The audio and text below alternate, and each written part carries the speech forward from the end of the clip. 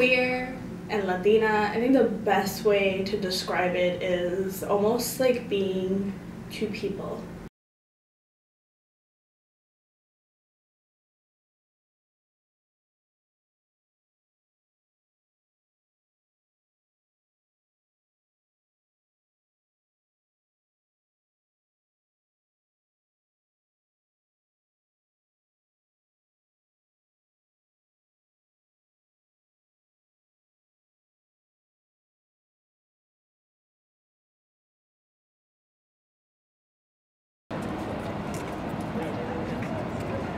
That's really good.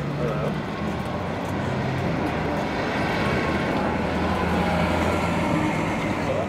I remember, I think it was junior year of high school, and it was off exit 12 on the turnpike.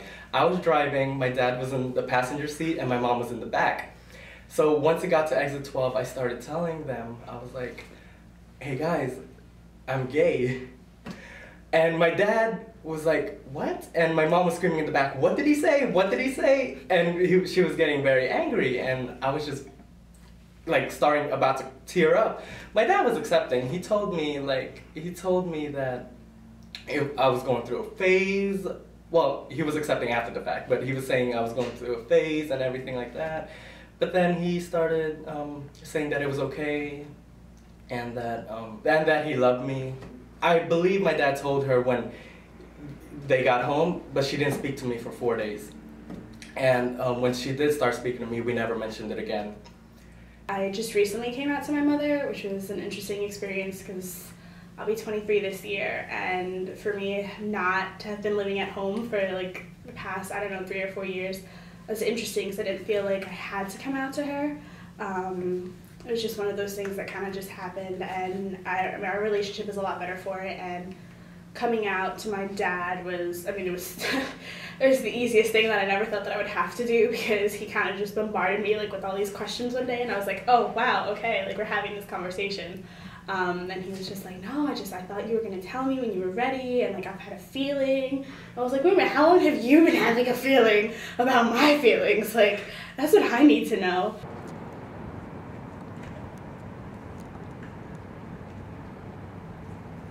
My parents were pretty accepting of me. I think my dad, I didn't really formally come out to my dad. My dad sort of, I just said it like I was working in a political city council office, and he is close with the people who work there, and they were talking about the GLADE, the Dominican gay and lesbian group in New York City, and I was like, oh, they wanted me to be the ambassador to them, and I was like I'm the gay ambassador, and my dad was like, what?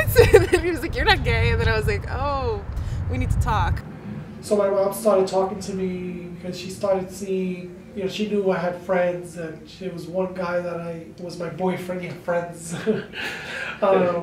One guy that I had that was my boyfriend that used to come to my house a lot. So she decided to have a dialogue with me and asked me straight out at the age of 19, this was just before coming to Rutgers, if I was gay, and I told her that I was.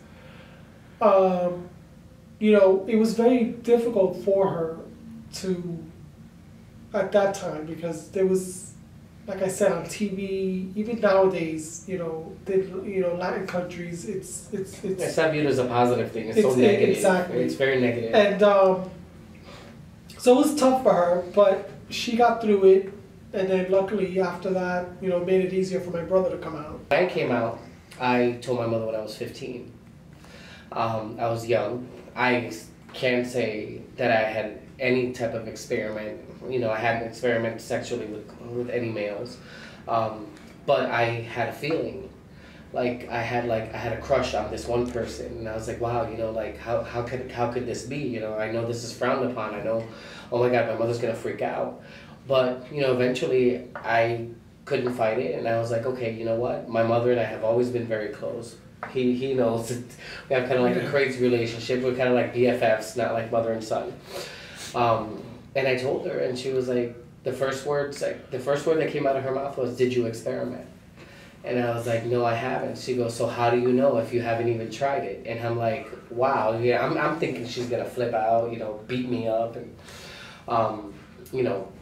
But no, she just told me, you know, well, that's fine. Just be careful, you know, if you're gonna try it, you know, but if I were you, I would try it to see if that was your thing.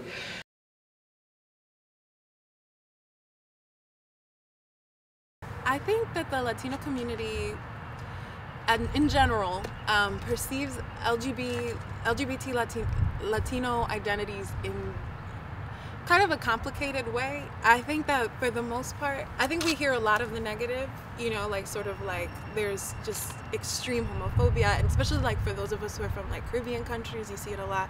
It's just like to the point of violence, to the point of, you know, exclusion and things. And I definitely see that more than anything, you know, the negative or the sort of like blunt reactions to just gayness, like just right away I'm against it, you know. But I sort of also at the same time, I see this kind of strange like crossing of lines consistently within our culture, and kind of, even though we sort of feel like the men have to be very masculine and the women have to be very feminine, and there's sort of this really big divide in our culture, I do at the same time, like, you know, I was at Carnival in Dominican Republic like 2 weeks ago, and half of the men there were dressed in drag, like walking through the carnival. So like that makes you sort of wonder, okay, so maybe there is sort of like an okayness with like LGBT identity that people just haven't explored yet, or they don't see it, they don't sort of match the two together, but I think it's kind of there. Being at Rutgers, there are a lot of LGBT groups. We are very lucky that there are a lot of LGBT groups and organizations and faculty and staff who do help us in our issues. Because since attending the Northeast LGBT conference in Albany, a lot of other universities are not as fortunate as us, and we have come a long way, and they're just starting out. But we still have a long way to go as well. Coming to Rutgers has been really interesting because you find queer-friendly spaces that are also racially friendly spaces, that are also people-friendly spaces. We're in one of those spaces right now. We're at the CLAC, Center for Latino Arts and Culture, and we have YAGO meetings here. YAGO is the LGBTQIA org for people of color here at Rutgers University. And it's nice to have a family outside of your family, a family filled with the most amazing people that you could possibly meet at Rutgers, because YAGO is so diverse and there's so many different students from so many different walks of life that need a space where they can be comfortable with themselves. And it's amazing that in a place like Rutgers that's supposed to be so diverse that really isn't, we're able to find home and camaraderie and a support system that it's really hard to find in other places.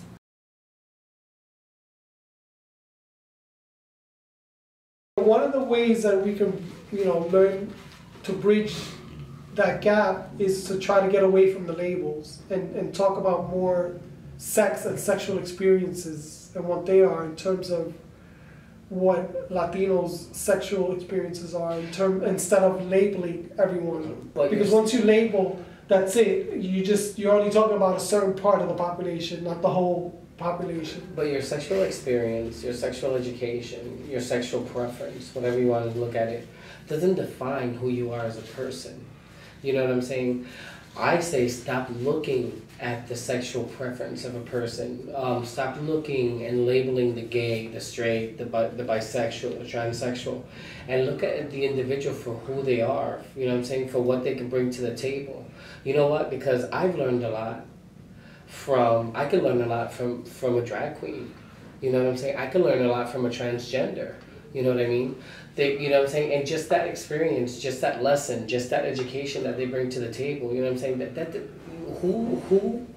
what they prefer sexually, or what label they have as homo, heterosexual, bisexual, you know, should not define them as who they are as people. I say educate people to learn how to love people unconditionally, no matter what color, race, sexual background. Learn to love a human being as a human being and learn from that person.